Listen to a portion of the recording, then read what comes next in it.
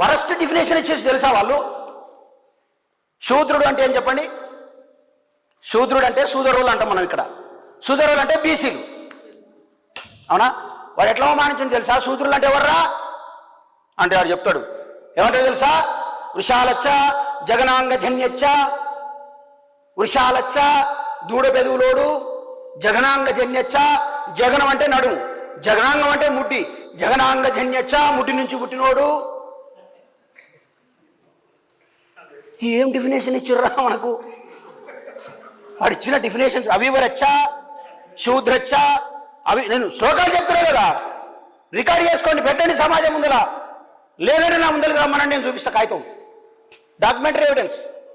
శూద్రచ్చ శూద్రుడేవాడు, అవివరచ్చ నల్లగుండేటోడు, వృషాలచ్చ దూడపెదువులోడు, జగనాంగ జన్యచ్చ ముడి నుంచి పుట్టినోడు.